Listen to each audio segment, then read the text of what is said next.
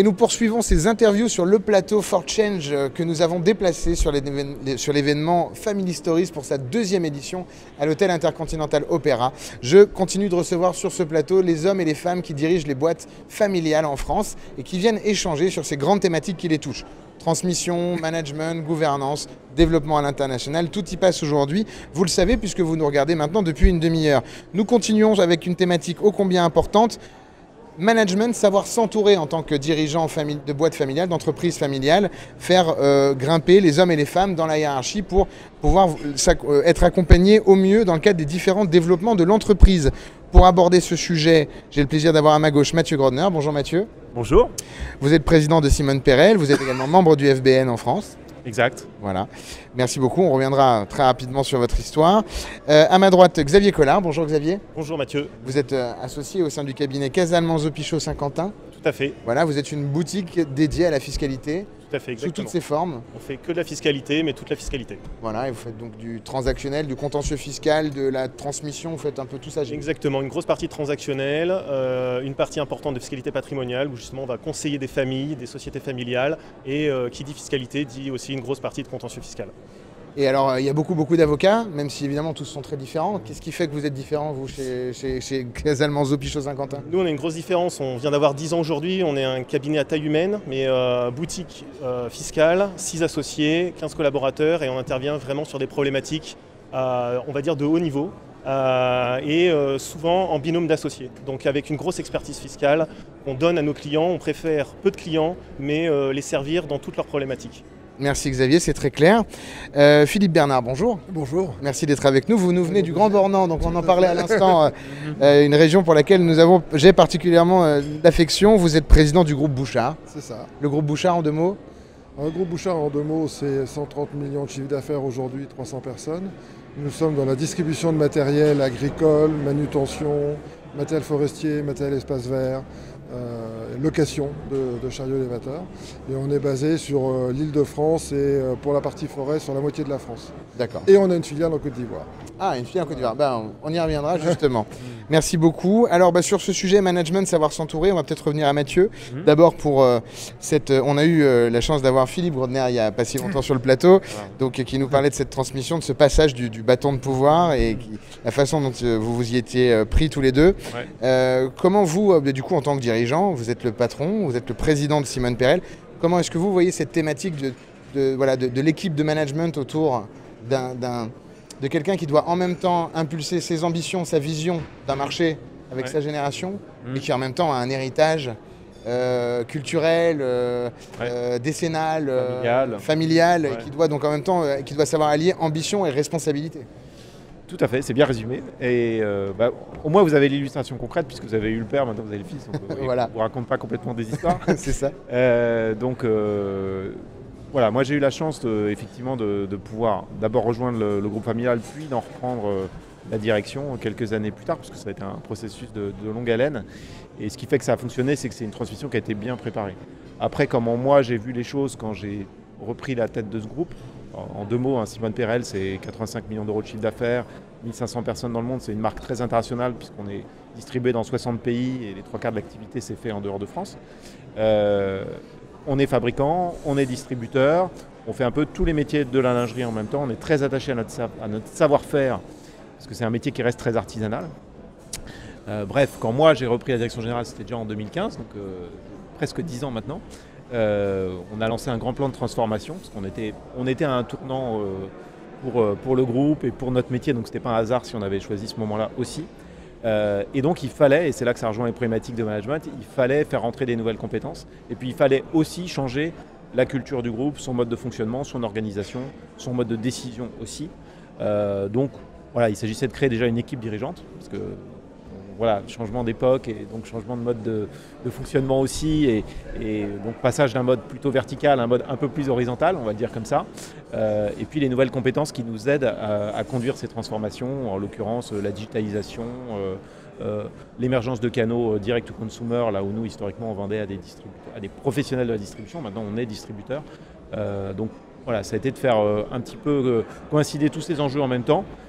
Donc c'est une transformation de longue haleine, voilà. Ça fait 10 ans qu'on y travaille. Et donc vous êtes arrivé au pouvoir Ouais. dans le cadre pour lancer ce plan de transfo. Exactement. En fait je l'avais préparé déjà depuis 1 an ou 2. Et ce qu'on a fait pour, je dirais, à la fois aider à la préparation de ce plan et puis aider au passage de flambeau, c'est qu'on a créé un board. Ça n'existait pas encore à ce moment-là, puisque la génération d'avant, ils avaient toutes les casquettes en même temps, dirigeants, actionnaires, prise de décision, et la question ne se posait pas, ils étaient 2, ils pouvaient tout faire tout seuls. Voilà. Bon, passage à la 3e génération que je représente, nous on est 7 actionnaires. Donc déjà il faut qu'il y ait un peu de règles, et puis ensuite l'entreprise elle a grandi, le métier il s'est complexifié, donc il faut s'ouvrir un petit peu sur l'extérieur. C'est en tout cas la logique qui a été la nôtre, s'ouvrir sur l'extérieur pour à la fois nourrir la stratégie de l'entreprise et aussi pour challenger le management en place, et moi le premier d'ailleurs, j'étais demandeur de ça. Donc on a fait venir des administrateurs indépendants, des gens expérimentés avec des profils complémentaires qui nous ont aidés dans la préparation et puis qui pour certains sont toujours là aujourd'hui. Maintenant c'est un vrai conseil d'administration que je préside, mais qui joue pleinement son rôle dans la gouvernance. Parfait, merci Voilà. beaucoup. Merci beaucoup pour cette première partie de réponse. Philippe, de votre côté, du coup, vous avez beaucoup accéléré sur depuis que vous y êtes aussi, évidemment, en tant que président, mais notamment sur les 12-15 dernières années. Là, il y a eu un avant, un après, peut-être. Alors, en fait, moi je suis un peu au niveau du papa de Mathieu, c'est que je suis la G2, donc je prépare la G3. Quand je suis rentré en 92, quand j'ai pris la direction générale en 92, on faisait 50 millions de francs de chiffre d'affaires, on était 25 personnes, et j'ai fait de la croissance. Croissance organique, j'ai racheté aussi des sociétés, mais arrivé à un moment donné, je me suis aperçu que je ne pouvais plus tout faire tout seul. Et qu'il fallait vraiment que je fasse, que je m'entoure, pardon. Donc ce que j'ai fait, j'ai eu l'opportunité d'embaucher un directeur financier qui partait en retraite donc d'un grand groupe et qui voulait quand même continuer à travailler, donc il m'a aidé. Et puis très vite, je me suis aperçu que ça ne suffisait pas et qu'il fallait que j'aille plus loin. En plus, j'arrivais à 60 ans, donc là je vais avoir 67 ans, donc je me suis dit, il faut quand même faire quelque chose. Donc effectivement, là on a mis en place un COMEX qui n'existait pas, parce que jusqu'à maintenant, c'est moi qui dirigeais tout, et qui décidait tout. Voilà. C'était simple, il n'y a pas de contradiction. C'est Churchill qui disait que la meilleure des gouvernances, c'est un groupe d'individus impair inférieur à 3. Je crois, vous vérifierez derrière chez vous. Voilà. C'est tout à fait ça. Donc on a mis en place un COMEX, j'ai rembauché un directeur financier qui venait de l'industrie, qui était passé par chez Plastic Omnium, et puis la Silec, qui était le leader mondial du câble, qui était en Seine-et-Marne à côté de chez nous. Donc ça m'a permis effectivement d'avancer, d'aller un peu plus loin. Là on est passé de 75 à 125 millions. Parce qu'on était structuré justement et ça nous a quand même beaucoup aidé, et sans ça on ne l'aurait pas fait. Et puis là maintenant on travaille effectivement sur la G3, faire passer les enfants, les héritiers d'héritiers actionnaires, maintenant d'actionnaires à administrateurs. Je ne pense pas qu'ils seront présidents demain, au moins sera président, mais on ne sait jamais. Mais voilà, on prépare la suite. Et vous avez parlé de ce moment où vous vous êtes dit c'est plus possible, je dois travailler autrement. Ce moment où vous avez décidé effectivement de vous entourer un peu plus. Est-ce que peut-être, alors c'est pas forcément facile, mais si vous voulez bien partager, qu'est-ce qui a déclenché cette réflexion, ou en tout cas qu'est-ce qui a déclenché le passage à l'action?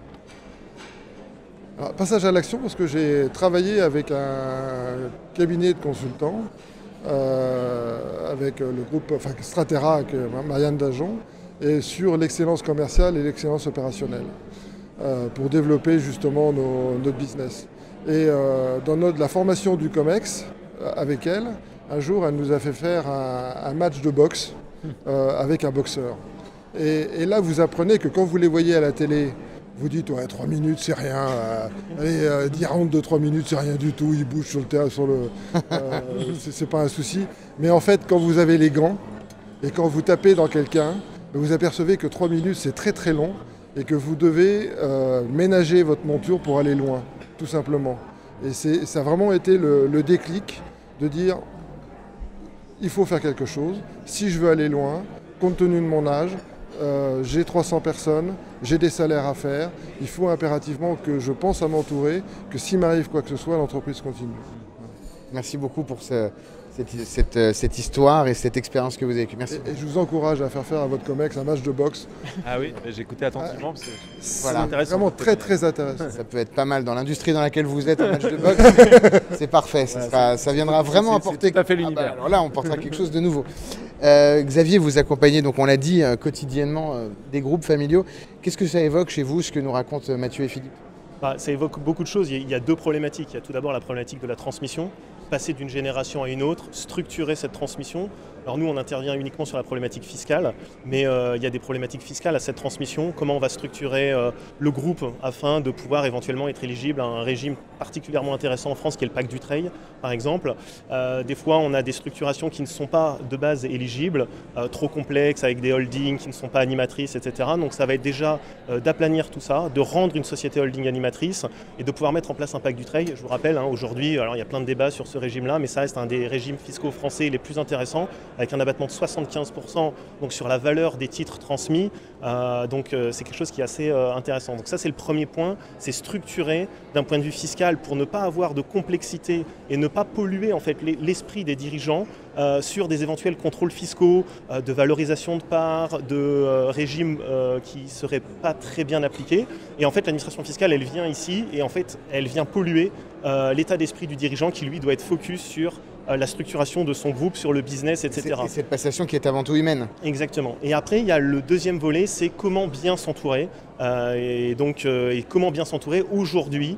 Alors même si on en a déjà un petit peu débattu, il y a un gros sujet, c'est comment capter les meilleurs talents, c'est-à-dire un bon DAF, un bon DG, etc. On a de plus en plus, nous, de demandes de structurer une offre afin d'être le plus attrayant possible pour des sociétés familiales. Ça veut dire notamment, est-ce qu'on ouvre ou pas le capital et combien à des salariés poste-clés, un DAF, un DG, au bout de combien de temps, structurer la liquidité, comment on va le faire. Et là, c'est pareil. Il y a différentes façons de le faire. Aujourd'hui, en plus de ça, on a des jurisprudences depuis juillet 2021. Alors, spécifiquement au management package, mais en réalité, l'actionnariat salarié, lorsqu'on l'ouvre, c'est du management package. Et donc, du coup, il va falloir le structurer correctement avec éventuellement des plans d'actionnariat salarié, actions gratuites, stock options, qui ne pourraient pas être forcément si naturels que ça au départ quand on y pense et quand on veut ouvrir son actionnariat. Et pour ça, un petit dernier mot, c'est qu'il faut remporter l'aval de la famille. Parce que la famille, elle n'a pas forcément envie, tout le temps, contrairement à des sociétés un petit peu plus classiques, d'ouvrir son capital, parce qu'on peut le voir comme faire rentrer un peu un loup dans une bergerie, tout se passe bien aujourd'hui, mais pourquoi en fait l'incentiver et lui donner une part du capital? Il va pouvoir être aux âgés, voilà, ça c'est plein de sujets que nous on traite quotidiennement pour nos clients. Oui, vous avez évoqué le sujet du management package qui est bien connu des sociétés sous LBO. Finalement, créer un outil permettant d'incentiver au moyen et long terme, à 5 ans, à 10 ans, en fonction d'objectifs, de business plan, un management, c'est revenir à appliquer cette thèse, cet exercice du management package à une entreprise familiale. Exactement. Alors, est-ce que je vous pose la question de façon très ouverte? On parlera après plus largement du partage de la valeur, si c'est un sujet qui vous intéresse, mais la solution, elle ne se trouve pas tout simplement dans la dissociation entre la famille d'une part, avec une structure, et en dessous, derrière, peut-être une organisation, une personne morale plus commerciale. C'est pas bêtement ça qu'il faut faire Alors bêtement, je sais pas, mais effectivement c'est l'une des...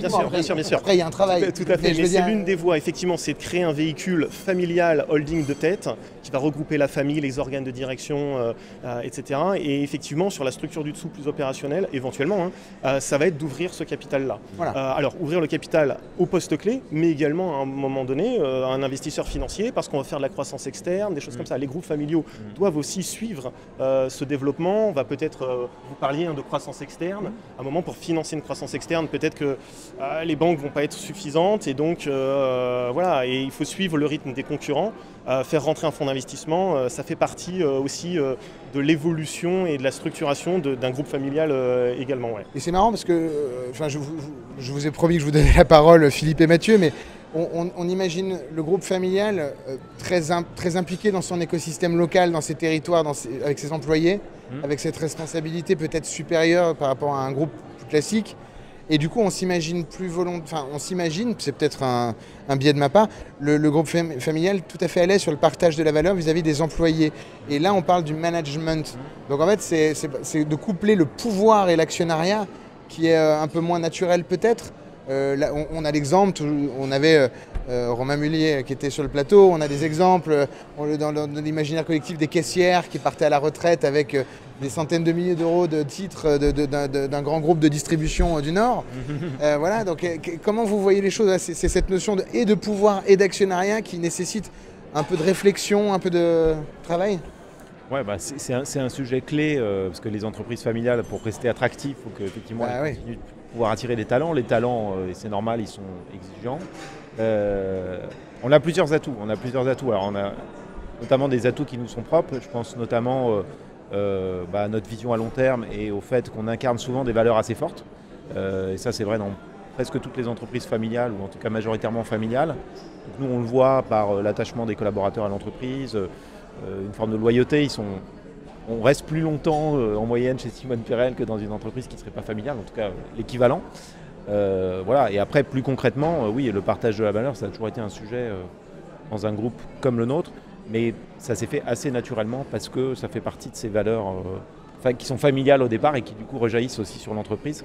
Voilà. Après, il faut s'adapter, il faut évoluer. Effectivement, aujourd'hui, il faut plus raisonner en management package parce que dès lors qu'on fait venir des dirigeants de plus haut niveau, ce qui est notre cas, quand on constitue une équipe dirigeante, évidemment, il faut s'ouvrir. Ça peut aller jusqu'à l'ouverture du capital, ça peut passer par d'autres mécanismes aussi. Chez nous, il n'y a rien qui est tabou, même si le capital est toujours 100% familial à l'heure où on se parle, mais on avait échangé un petit peu là-dessus. C'est pas exclu qu'à l'avenir.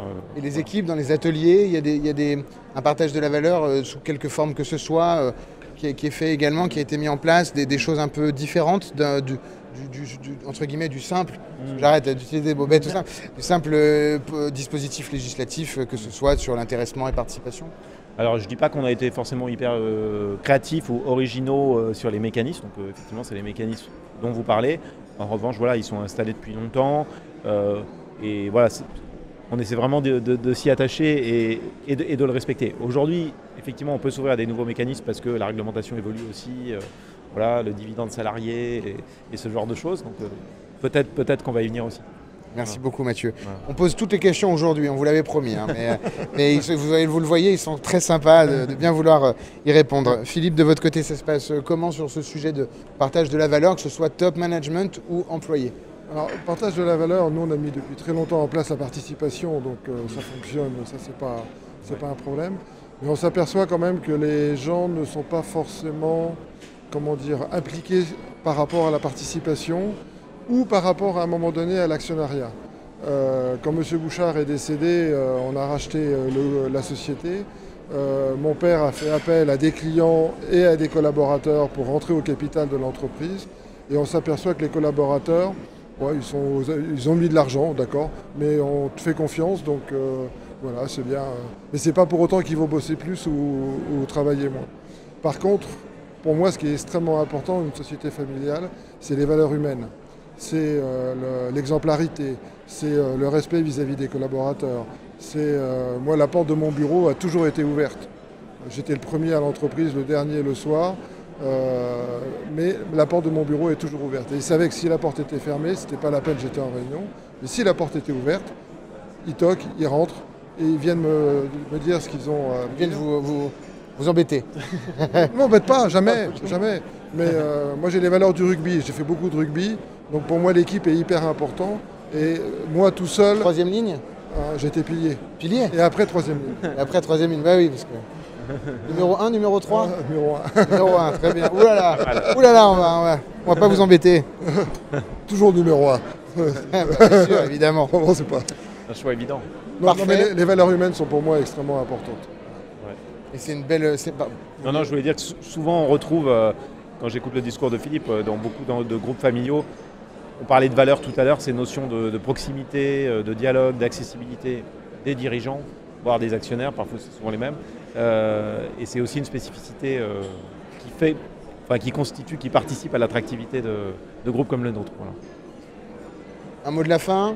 avant que je vous libère, puisque si je regarde ma montre, vous montez sur scène dans 5 minutes. Pas de problème. Bon, je vais vous libérer alors.